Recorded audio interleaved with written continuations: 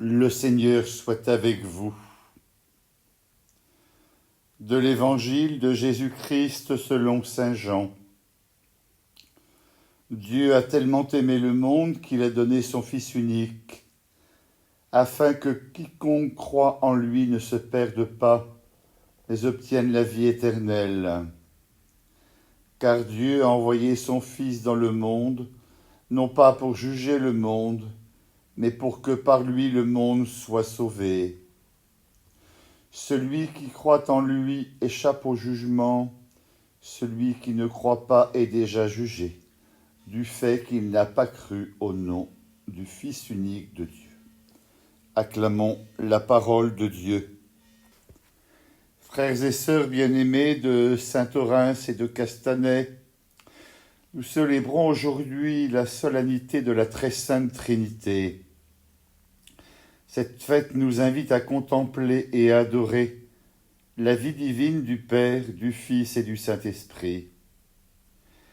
Les textes bibliques de ce dimanche nous parlent de l'amour qui est en Dieu, un amour qui dépasse tout ce que nous pouvons imaginer. C'est déjà ce message que nous trouvons dans la première lecture. Le Dieu auquel nous croyons, nous ne l'avons pas inventé. C'est lui qui s'est révélé à chacun de nous. Il s'est présenté à Moïse comme le Seigneur tendre et miséricordieux, lent à croire, lent à la colère, plein d'amour et de vérité. Il est celui qui a vu la misère de son peuple en esclavage en terre d'Égypte. Mais le pire de nos esclavages, c'est celui de nos fausses idées sur Dieu. Il faut le dire et le redire, notre Dieu n'a jamais cessé de nous aimer. Nous pouvons toujours revenir vers lui. Il est là, toujours prêt à nous accueillir et à nous relever. Son amour va jusqu'au pardon, sa miséricorde est infinie. Dans la seconde lecture, saint Paul nous invite à faire un pas de plus. Il veut que nous soyons dans la joie.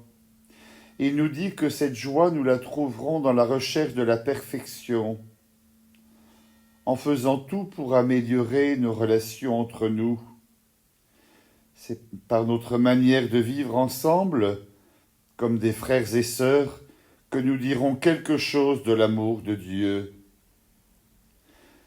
C'est à cette condition que le Dieu d'amour et de paix sera avec nous. En ce dimanche, nous célébrons la fête de Dieu qui est Père, Fils et Esprit. Dieu qui est amour. Nous sommes invités à nous laisser transformer par cet amour qui vient de lui.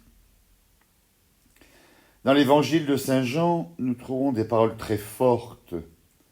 Dieu a tellement aimé le monde qu'il a donné son Fils unique. Ainsi, tout homme qui croit en lui ne périra pas, mais il aura la vie éternelle.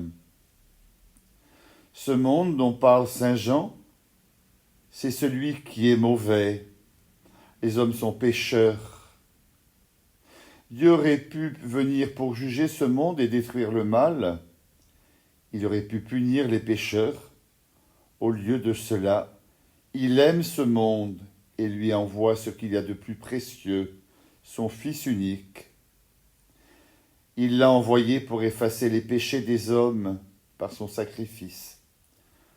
Jésus lui-même nous a dit un jour qu'il est venu chercher et sauver ce qui était perdu.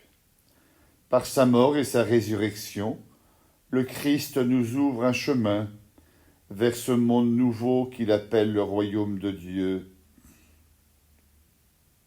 C'est ainsi que Dieu amour, le Dieu d'amour, s'est révélé.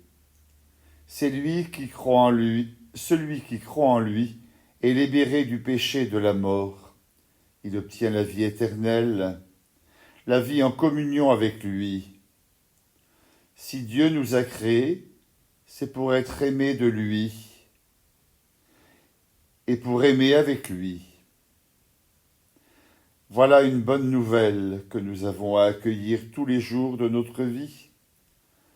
Et c'est en regardant chaque jour vers la croix du Christ que nous en reconnaissons toute la portée. Nous n'aurons jamais fini de découvrir toute la grandeur de cet amour qui est en lui.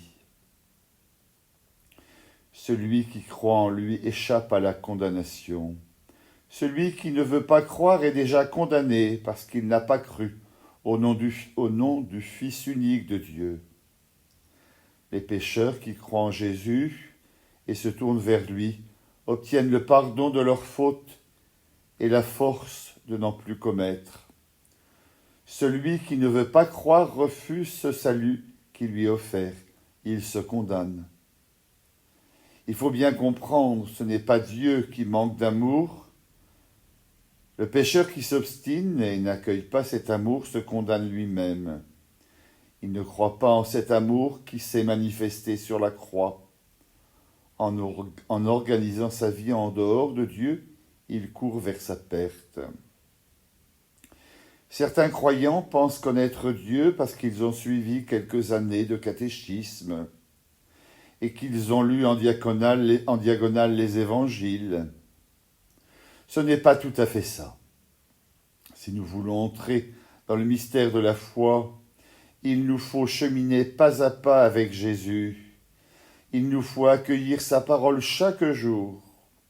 Le Seigneur est là, il frappe à notre porte. C'est nous qui avons la clé pour lui ouvrir et l'accueillir dans notre vie.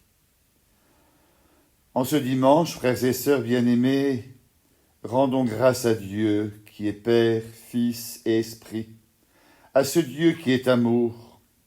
Nous sommes heureux d'entrer dans cette communion, que cette communion s'étende à toute l'humanité, qu'elle dépasse les limites de notre Église pour faire de nous un peuple fraternel, heureux de rendre grâce.